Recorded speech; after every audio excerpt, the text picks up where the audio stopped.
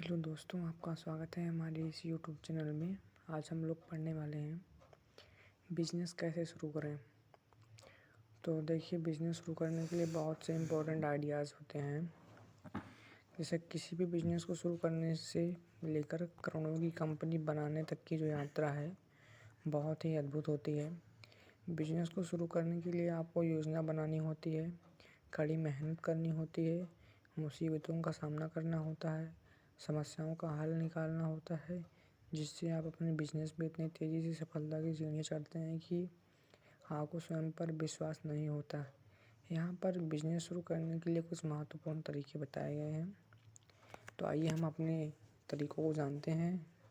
Actually ये मेरे ही तरीके हैं। डॉक्टर विवेक बिंद्रा ने इन तरीकों को फॉलो करके अपना अच्छा बिजनेस तैयार किया था।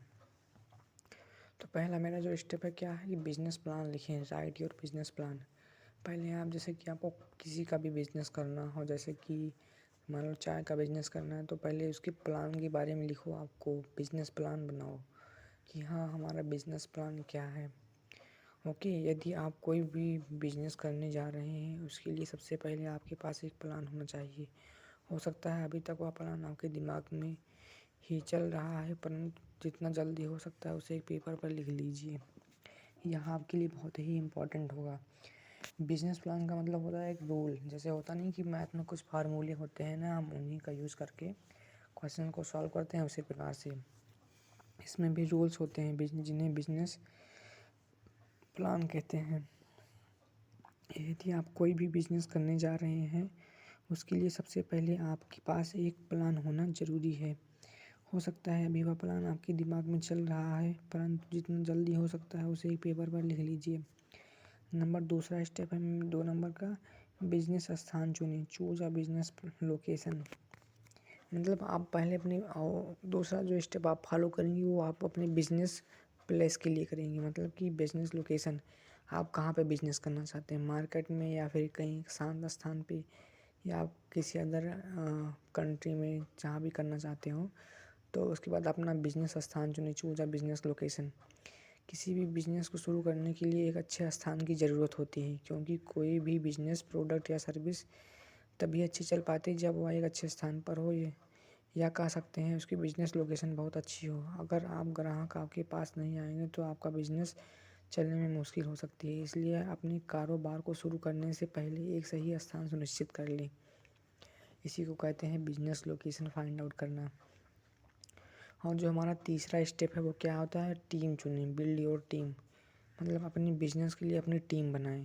किसी भी बिजनेस को बड़ा करने के लिए एक टीम की ज़रूरत होती है, क्योंकि अकेला इंसान बहुत कुछ ज़्यादा नहीं कर सकता, परंतु एक टीम बहुत बड़ा काम कर सकती है। इसलिए अपने बिजनेस के लिए एक टीम बनाएं और उस टीम में उन लोगों को जगह दें जो आपके विश्वसनीय लोग हैं। विश्वसनीय लोगों का मतलब है कि हाँ, वो अगर उनके ऊपर कोई जिम्मेदारी सौंपी जाए तो वो लोग उस जिम्मेदारी को काफ़ी अच्छे तरीके से निभाएं। ऐसे लोग होने चाहिए। तो किसी भी बिजनेस को बड़ा करने के लिए एक टीम की ज़रूरत होती है, क्योंकि अकेला इंसान जो होता है वो बहुत कुछ ज़्यादा नहीं कर सकता, परंतु एक टीम बहुत बड़ा काम कर सकती है। इसलिए अपने बिजनेस के लिए एक टीम बनाएं और उस टीम में उन लोगों को जगह दें जो आपके विश्वसनीय लोग हैं। उसके बाद चौथा स्टेप मेरा क्या आता है, कारोबार के लिए निवेश। Finance your business. मतलब अपने बिजनेस के लिए इन्वेस्टमेंट करें, निवेश करें।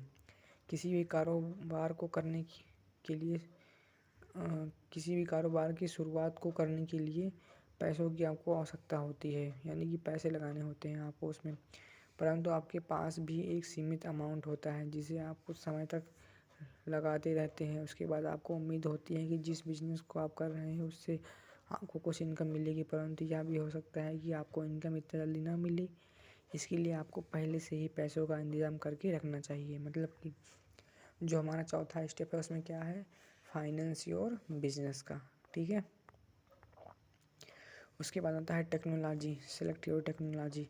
टेक्नोलॉजी का इस्तेमाल करें और अपनी ऑनलाइन मार्केटिंग करें। मतलब अपना बिजनेस जो है पहले ऑनलाइन ही चलाएं। सोशल मीडिया पर अपने बिजनेस के बारे में लोगों को बताएं और विश्लेषण करें कि कैसे इंटरनेट और टेक्नोलॉजी की मदद से व्यवसाय को तेज़ी से सफलता की ओर आगे बढ़ाया जा सकता है।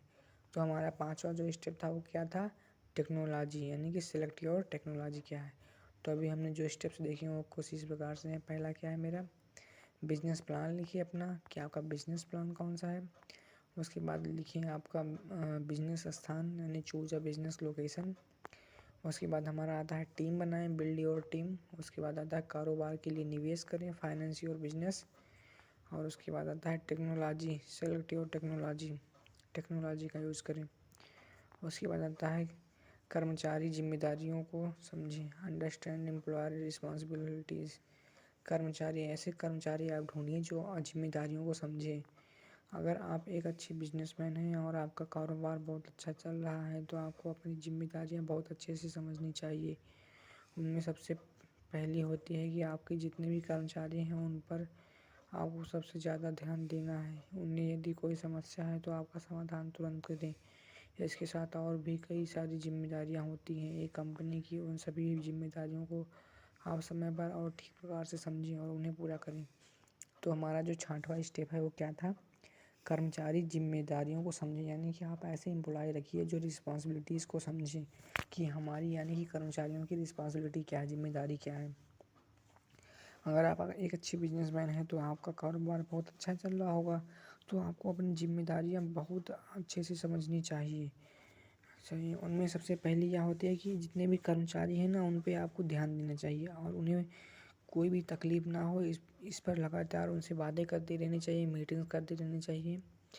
और कंपनी की उन सभी जिम्मेदारियों को आप समय समय पर ठीक करते जाएं और समझते जाएं और उन्हें पूरा करें। बीमा policy, purchase and insurance policy. और उसके बाद हम बीमा पॉलिसी करवा लें। जो हमारा 7वां स्टेप है ना वो क्या है, बीमा पॉलिसी करवाएं। जिस प्रकार लोग अपना इंश्योरेंस करवाते हैं, बीमा पॉलिसी खरीदते हैं अपना भविष्य सिक्योर करने के लिए, ठीक वैसे ही आपको अपने बिजनेस के लिए बीमा पॉलिसी खरीदने की ज़रूरत होती है। क्योंकि भविष्य में यह बीमा पॉलिसी आपके कारोबार को बड़ा करने में सहयोग करेगी। स्थानीय मदद देखिए, फाइंड लोकल असिस्टेंस।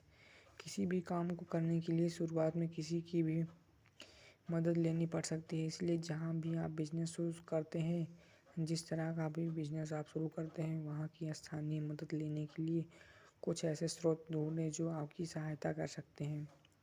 जैसे वहाँ के स्थानीय लोग हो सकते हैं जो आपको आपके बिजनेस में कुछ हेल्प कर सकें। रख रखाव सूची यानी क्रिएट ए मेंटेनेंस लिस्ट, मतलब एक मेंटेनेंस लिस्ट रखें। क्रिएट रख रखाव सूची रखें, मतलब कि हाँ अगर हमारा बिजनेस स्टार्ट है तो पहले उसमें क्या कितने एम्प्लॉई आए, उनकी सैलरी क्या कैसे रहेगी, हमारा कितना प्रोडक्ट बना, हमारा कितना प्रोडक्ट बिक गया उसमें से, ये भी ज़रूरी है। ठीक है। जब कई सारे लोग एक टीम में मिलकर किसी भी बिजनेस को बढ़ाने के लिए काम करते हैं तो उनके रख रखाव के लिए कुछ चीज़ों की आवश्यकता होती है जिनका ध्यान एक कंपनी को, एक बिजनेसमैन को ठीक समय पर करना चाहिए। और यह ठीक समय पर तभी हो सकता है जब इसकी लिस्ट आपके पास हो या इसकी जानकारी आपके पास हो। पर यह जानकारी कहाँ से आएगी, जब आप इस सूची को बनाकर आप अपने पास रखेंगे या इसकी जिम्मेदारी किसी एक ऐसे जिम्मेदार को देंगे जो आपको सही समय पर दे सके, तो यह आपके लिए काम फ़ायदेमंद आएगी। यानी कि रख रखाव सूची, मेंटेनेंस सूची, ये हमारा 9वां स्टेप है बिजनेस का। और उसके बाद मेरा 10वां स्टेप क्या आता है, भविष्य के लक्ष्यों को निर्धारित करें। सेट फ्यूचर गोल्स, मतलब अपने भविष्य के लक्ष्यों को निर्धारित करें। जैसे कि कोई ऐप लॉन्च होता है, जैसे फ्री फायर लॉन्च होता है तो फ्री फायर में उसका कंपेरिजन है, फ्री फायर मैक्स करके है। तो मतलब फ्री फायर ने अपने भविष्य के बारे में, फ्यूचर के गोल के बारे में सोच लिया था कि हमें फ्री फायर मैक्स बनाना है। उसी प्रकार से आप भविष्य के लक्ष्यों को निर्धारित करें, सेट फ्यूचर गोल्स भी कर सकते हैं। किसी भी कारोबार को बढ़ाने के लिए भविष्य के लक्ष्य निर्धारित किए जाते हैं। फ्यूचर के लिए गोल सेट किए जाते हैं कि हमें अगले 6 महीने या अगले 2 साल में अपने बिजनेस को कहाँ ले जाना है, हमें क्या अचीव करना है। आप भी इसी तरह के कुछ लक्ष्य निर्धारित करें अपने बिजनेस के लिए और उसी के हिसाब से काम करना शुरू कर दें। ये हमारा 10वां स्टेप था। क्या है, सेट फ्यूचर गोल्स, मतलब भविष्य के लक्ष्यों को निर्धारित कीजिए बिजनेस करने का। उसके बाद जो हमारा 11वां स्टेप आता है वो कुछ इस प्रकार से आता है कि लीडरशिप, अपने व्यवसाय को निरंतर रूप से आगे बढ़ाते रहें और एक लीडर की तरह अपनी टीम का नेतृत्व करें। अपने कर्मचारियों को कर्मचारी न समझकर अपने पार्टनर समझें। जिससे वो आपके बिज़नेस में आपकी हेल्प कर सकें। तो इस प्रकार से हमने देखा 11 स्टेप्स देख लिए हमने बिज़नेस के। हमने क्या क्या देखिए, आइए हम लोग इसको रिपीट कर लेते हैं। क्या? पहला हमारा बिज़नेस प्लान लिखें। उसके बाद सेकंड आता है कि बिज़नेस स्थान चुनें, चूज़ अ बिज़नेस लोकेशन चुनें। उसके बाद आता है टीम चुनें, बिल्ड योर टीम, अपनी टीम बनाएं। उसके बाद आता है कारोबार के लिए निवेश करें। उसके बाद आता है टेक्नोलॉजी, सिलेक्टिव टेक्नोलॉजी का यूज़ करें। उसके बाद कर्मचारी जिम्मेदारियों को समझें। उसके बाद आता है बीमा पॉलिसी से परचेज एंड इंश्योरेंस खरीदें। उसके बाद स्थानीय मदद देखें। और इसके बाद आता है रख रखाव सूची बनाएं। उसके बाद आता है भविष्य के लक्ष्यों को निर्धारित करें। उसके बाद आता है लीडरशिप, मतलब लीडरशिप का मतलब होता है अपने व्यवसाय को निरंतर रूप से आगे बढ़ाते रहने के लिए एक लीडर की तरह अपनी टीम का नेतृत्व करें। अपने कर्मचारियों को कर्मचारी न समझकर अपना ही पार्टनर समझें, जिनसे वो आपकी हेल्प कर सकें। और हमारा दूसरा स्टेप क्या आता है, बिजनेस को कैसे बढ़ाएं। अपने बिजनेस को कैसे बड़ा कर सकते हैं, ये सवाल बहुत सारे लोगों के होते हैं। यहाँ पर आपको अपने बिजनेस के कुछ हिस्सों में काम करना होगा, जिससे आपका बिजनेस बहुत बड़ा हो जाएगा और आपको भविष्य में कोई दिक्कत भी नहीं होगी। कुछ स्टेप्स ऐसे हैं जो डॉक्टर विवेक बिंद्रा ने बताए हुए हैं, उन्हीं के अनुसार मैंने जो लिखा है मैं आपको समझाने जा रहा हूँ। पहला क्या? बौद्धिक संपत्ति को सुरक्षित रखें, यानी कि intellectual property, trademark, patent name. जब हम बिजनेस करना शुरू करते हैं तो उसके लिए हमें कुछ दस्तावेजों यानी कि कुछ कागजी काम करने होते हैं। जैसे उनमें हमें अपने बिजनेस का नाम रखना होता है, कंपनी का नाम रखना होता है, व्यापार का चिन्ह रखना होता है, लोगो और अपनी कंपनी को पंजीकृत करना आदि ज़रूरी काम होता है। पहला स्टेप ये हो गया। और दूसरा स्टेप क्या है इसमें कि प्रमुख कर्मचारियों को सुरक्षित रखिए। किसी भी कंपनी या कारोबार में कुछ ऐसे प्रमुख कर्मचारी होते हैं जो आपके कारोबार की बहुत अच्छे से जानकारी रखते हैं, जिन्हें आप बेस्ट एम्प्लॉय कह सकते हैं।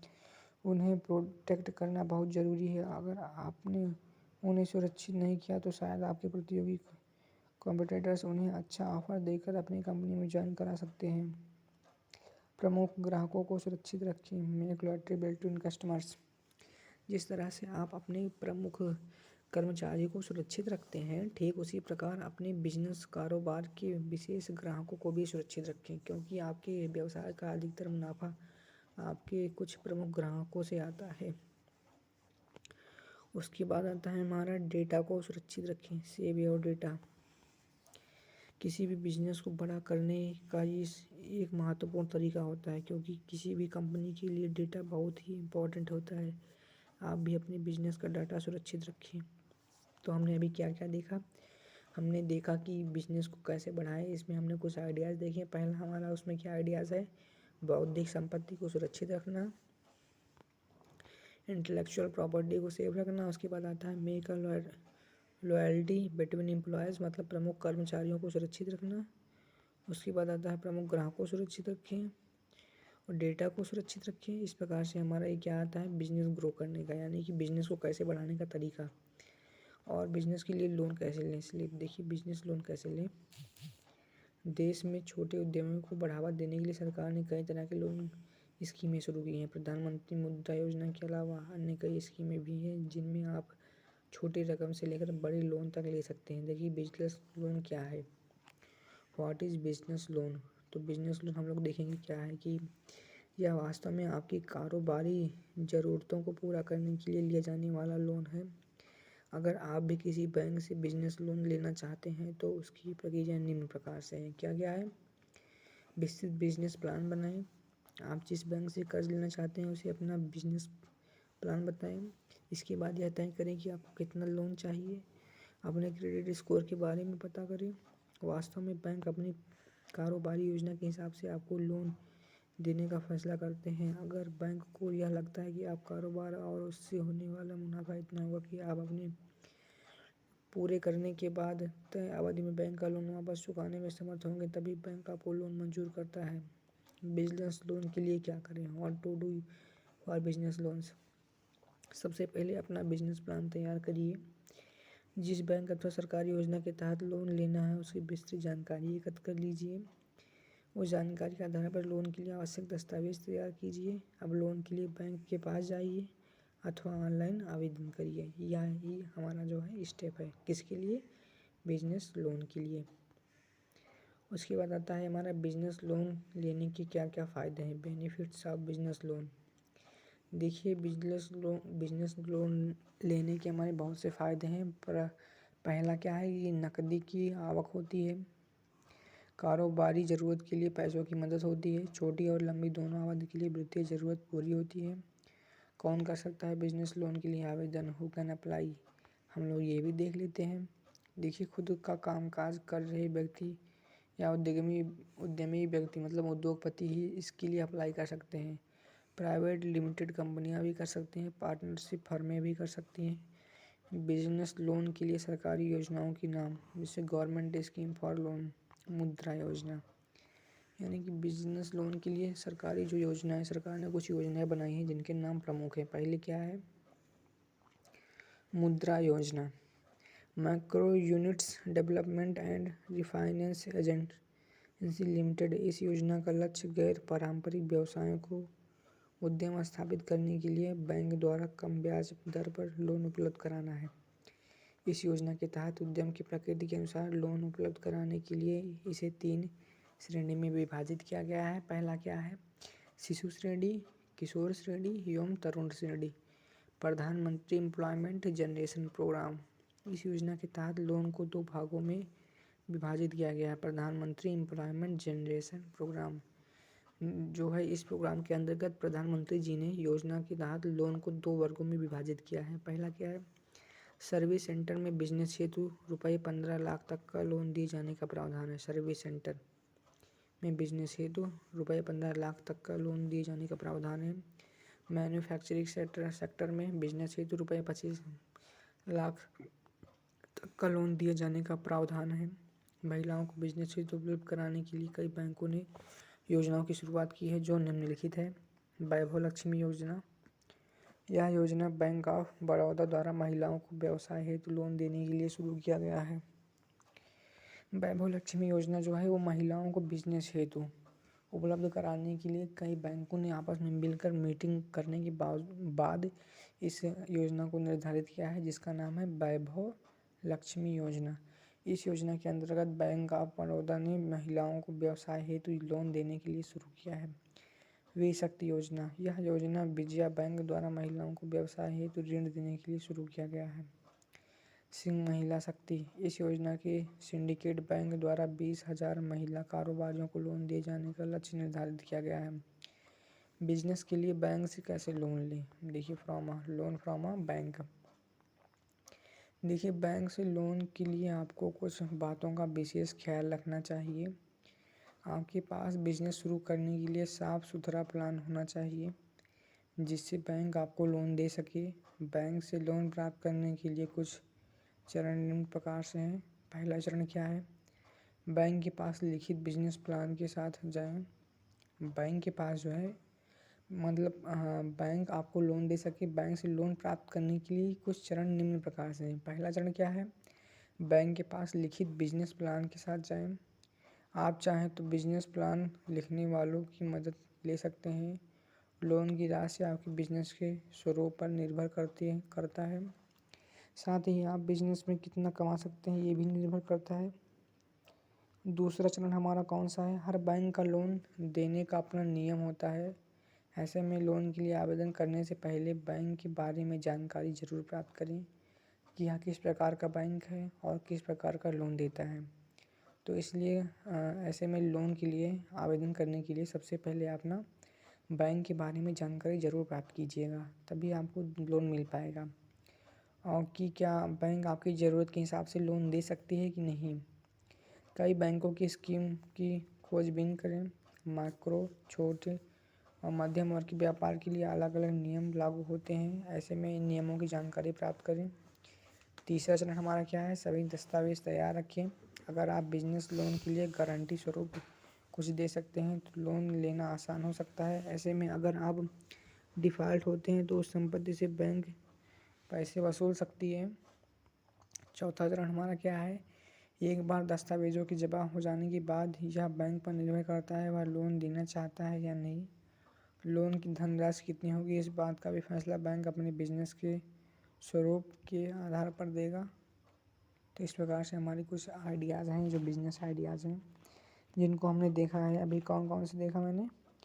बिजनेस लोन कैसे लें, लोन के प्रकार, भारत सरकार प्रधानमंत्री द्वारा लोन दी जाने वाली प्रमुख व्यवस्थाएं, कौन कौन सी व्यवस्थाएं, महिलाओं के लिए बैंक ऑफ बड़ौदा ने जो नियम निकाला है लोन का, वो व्यवस्था, ये सब हम देख चुके हैं। और आइए हम लोग आगे बढ़ते हैं इसी के साथ। व्यापार में सफल होने के शीर्ष नियम। देखिए, व्यापार में सफल होने के लिए यहाँ पर कुछ नियम दिए गए हैं। प्रत्येक नियम की केवल महत्वपूर्ण है, लेकिन जब एक साथ काम करते हैं तो प्रभाव बहुत मजबूत होते हैं। इन नियमों के साथ व्यापार करने से बाजारों में सफल होने की संभावनाएं बहुत ही बढ़ सकती हैं। ये नियम निम्न प्रकार से हैं। क्या है ये? अपने व्यवसाय के प्रति समर्पित रहें, यानी कि आप जैसा भी व्यवसाय करना चाहते हैं उसके प्रति आप समर्पित रहें।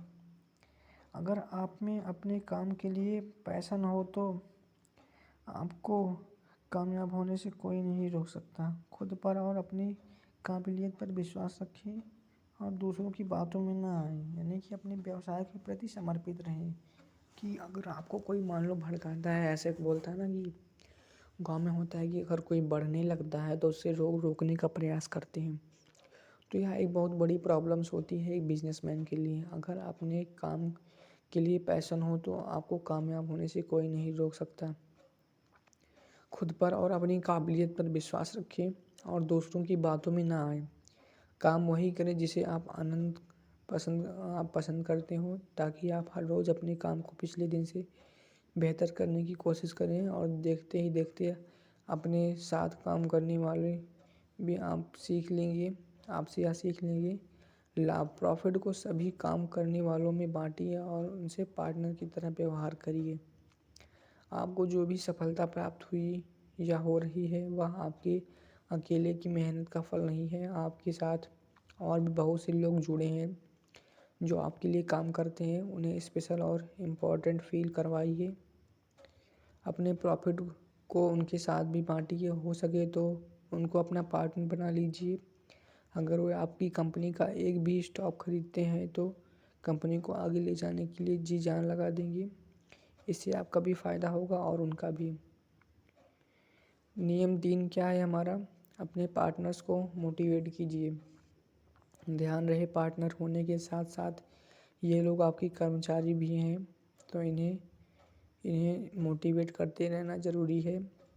आपको चाहिए कि आप समय समय पर कुछ ऐसे इनोवेटिव और मोटिवेशनल चैलेंज उन्हें दें जिससे उनके अंदर हमेशा अच्छा करने का जोश रहे। अपने आप को कभी भी पारदर्शी ट्रांसपेरेंट मत बनाइए।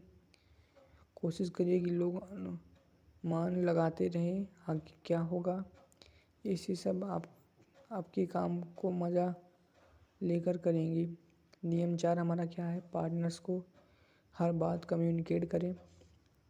आपको चाहिए कि आप बिजनेस की हर बात अपने पार्टनर्स को बताएं, क्या है और कैसे है, सब कुछ उनसे शेयर करें। इससे उन्हें खुद पर विश्वास बनेगा और आप पर भी। वह खुद को ऑर्गेनाइजेशन का ज़रूरी हिस्सा पाएंगे और जी जान से कंपनी की कामयाबी के लिए काम करेंगे। यानी कि आप बातों को अपने पार्टनर से शेयर कीजिए कि मतलब क्या, कैसे हमारा प्रोग्राम है, आगे का क्या फंक्शन है, हम किस प्रकार कार्य करने वाले हैं। ये बहुत ही इम्पोर्टेंट है। इससे क्या होगा कि उन लोगों का आप पर और अपनी कंपनी पर, ऑर्गेनाइजेशन पर एक विश्वास बनेगा, जिससे इस सब आएंगे और जिससे जो है वो लोग जी जान से कंपनी की कामयाबी के लिए काम करना प्रारंभ करेंगे और यह कंपनी और आपके लिए भी फ़ायदेमंद होगा। एसोसिएशन को अप्रोप्रिएट कीजिए। अपने पार्टनर आपके लिए काम भी करते हैं और हर कोई अपने काम के लिए प्रशंसा सुनना चाहता है। इसे समझकर हमेशा बेहतर काम करने की कोशिश कीजिए। ऐसा करने से वे आपके प्रति लॉयल हो रहेंगे। अपनी सफलता का जश्न मनाइए। हर दिन कुछ नया और थोड़ी ही सही पर सफलता लेकर आता है और इसे सेलिब्रेट करना तो बनता है। ज़रूरी नहीं आप नाच गा कर इसे सेलिब्रेट करें। थोड़ा मजाक, कुछ मस्ती सबके साथ करने से भी आपका मकसद पूरा हो जाएगा। इस अवसर को गंवाए बिना एंजॉय ज़रूर कीजिए और नियम नंबर 7 हमारा क्या है कि अपनी कंपनी में सबको सुनिए। जो लोग दिन भर कस्टमर से बात करते हैं और उनको सुनते हैं, वे बेहतर जानते हैं क्या और कहाँ कमी है, इसीलिए उनको सुनिए। लोअर से हायर हर लेवल के लोगों से फीडबैक मांगिए। इससे सुधार के रास्ते खुलेंगे और सफलता पाना आसान हो जाएगा। अपने कस्टमर्स को उम्मीद से ज़्यादा दीजिए। अगर आप एक उम्मीद में हो और आपको 2 मिल जाए तो आप क्या करोगे? ऐसा ही कुछ अपने कस्टमर्स के लिए करें ताकि वे दोबारा आपके पास आएँ। अगर आप गलत हैं तो स्वीकार कर माफ़ी मांगें और कुछ ख़राब हैं तो उससे सही करें। अपने खर्चों पर कंट्रोल करें। यही बिजनेस का 9वां नियम है। बहुत ही इम्पोर्टेंट नियम है क्योंकि इस नियम का पालन बहुत ही कम बिजनेसमैन कर पाते हैं।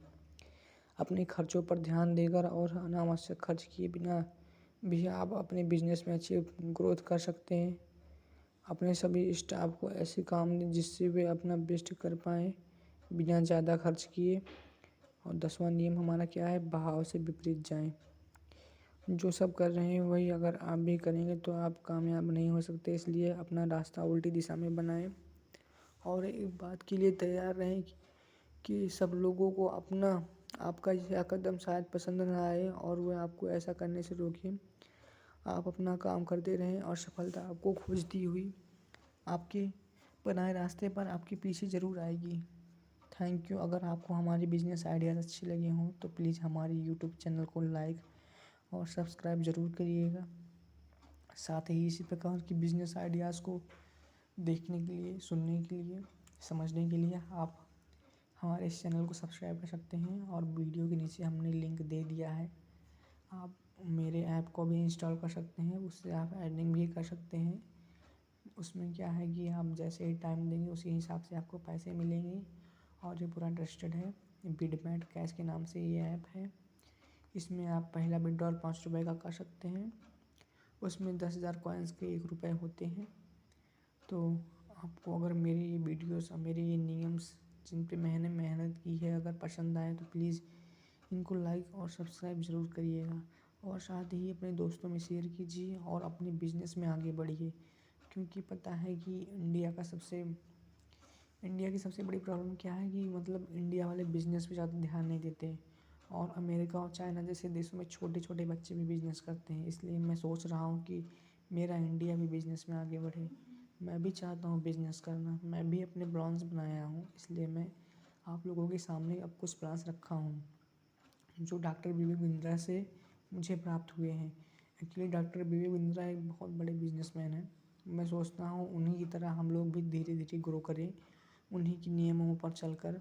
हाँ, हम अपना नियम अलग बना सकते हैं बट हम लोग उनकी कुछ नियमों को फॉलो करें क्योंकि वो ट्रस्टेड हैं, उनके एक्सपीरियंस हैं, वो सही हैं थोड़े। हम लोग गलतियाँ कर सकते हैं लेकिन वो गलतियाँ नहीं कर सकते। एक्चुअली ना उनका क्या है कि फिक्स है ये। जैसे कुछ प्रॉब्लम्स हुई ना कि लोन की प्रॉब्लम हो, उसके बाद कस्टमर हैंडलिंग और उसके बाद अपने एम्प्लॉयज़ को समझाना अच्छे से, उनके साथ बेहतर तालमेल रखना, यही सब इम्पोर्टेंट है। और जो उन्होंने बताया ना बीबी बिंद्रा जी ने, ये भी बहुत ही इम्पोर्टेंट है। तो अगर आपको मेरा वीडियो पसंद आया हो तो प्लीज़ लाइक ज़रूर करिएगा। थैंक यू देखने के लिए। हेलो दोस्तों, आपका स्वागत है हमारे इस यूट्यूब चैनल में फिर से। आज हम लोग देखने वाले हैं स्टार्टअप क्या है। देखिए, स्टार्टअप का मतलब एक नई कंपनी से होता है। आमतौर पर उसको शुरू करने वाला व्यक्ति उससे निवेश करने के साथ साथ कंपनी का संचालन भी करता है। स्टार्टअप कंपनी ऐसे प्रोडक्ट का या सर्विस को लॉन्च करती है जो कि मार्केट में उपलब्ध नहीं होते हैं। जब आपके प्रोडक्ट या सर्विस से लोगों की लाइफ में चेंज या आसानी होती है तो देखते देखते आपका स्टार्टअप ऊंचाइयां छूने लगता है। जैसे स्नैपडील, ओला कैब्स, पेटीएम, फ्लिपकार्ट और ओयो रूम आदि, ये सभी स्टार्टअप्स हैं। देखिए, स्टार्टअप शुरू करने चाहते हैं तो पहले ये काम करें। क्या आज के समय में युवाओं में खुद के बिजनेस को लेकर काफ़ी उत्साह रहता है जिससे वे स्वरोजगार की ओर अधिक आकर्षित हो रहे हैं। अगर आप भी स्टार्टअप शुरू करना चाहते हैं तो आप कुछ बातों का ध्यान रख सकते हैं। जैसे किसी भी बिजनेस को शुरू करने के लिए सबसे पहले एक यूनिक और इनोवेटिव आइडिया की ज़रूरत होती है। बिजनेस को सफल बनाने के लिए प्लानिंग ज़रूरी है। बिजनेस प्लान बनाएं जिससे आप आने वाले समय की रूपरेखा तैयार कर सकें तथा उस हिसाब से काम कर सकें। कोई भी बिजनेस शुरू करने से पहले मार्केट रिसर्च करें जिससे आपको आपके बाज़ार में क्या चल रहा है सब पता हो। बिजनेस शुरू करते वक्त अपने स्टार्टअप के नाम का चयन करें और अगर आप अपने बिजनेस के नाम को भविष्य में एक बड़ा ब्रांड बनाना चाहते हैं तो नाम छोटा और सरल सोचें। बिजनेस का एक मॉडल तैयार करें कि आपका बिजनेस काम कैसे करेगा, क्या क्या सर्विस आपको देनी है, लोगों को आपके बिजनेस से कितना फ़ायदा मिलेगा आदि बातें तय कर लें। किसी भी बिजनेस को शुरू करने के लिए रजिस्टर कराना ज़रूरी है। स्टार्टअप में काम आने वाले कुछ फ़ायदे। स्टार्टअप में काम करने के बहुत अलग अलग फ़ायदे होते हैं, जैसे सीखने के लिए बहुत कुछ मिलता है। यहाँ पर कर्मचारी बिना किसी सुपरविज़न के काम करते हैं। वो इससे स्मार्ट फैसले लेते हैं और परिणामों के लिए तैयार रहते हैं जिससे उन्हें आगे बढ़ने के लिए मोटिवेशन मिलती है। यूनिक या नया एक्सपीरियंस प्राप्त होता है। इसमें आपको अपना टैलेंट दिखाने का अवसर मिलता है और आपका आइडिया पसंद आने पर इंसेंटिव भी मिलता है। यहाँ काम करने पर अन्य सुविधाएं जैसे कर्मचारियों का डिस्काउंट्स और फ्री सर्विसेज, घर से काम करने की सुविधा, अच्छा वातावरण आदि मिलता है। स्टार्टअप में काम करने के नुकसान। देखिए, सोशल लाइफ का कम होना। स्टार्टअप कंपनी शुरुआती समय में ज़्यादा सैलरी नहीं देते हैं। ये अन्य चीज़ों पर ज़्यादा जोर देते हैं, लेकिन आपकी ग्रोथ होने पर आप अच्छी इनकम पा सकते हैं। स्टार्टअप फाउंडर के पास बहुत अच्छे आइडियाज़ होते हैं जिससे वे बुनियादी पैसा जमा कर लेते हैं, लेकिन एक अनुभवी लीडर की कमी रहती है। Startup idea scheme. Startup idea सरकार द्वारा लाई गई योजना है जिसमें उद्योगों व व्यापार को बढ़ावा देना है। इसमें उन्हें उचित दामों पर लोन दिया जाता है जिससे वे ग्रो कर सकें और सफलता पा सकें।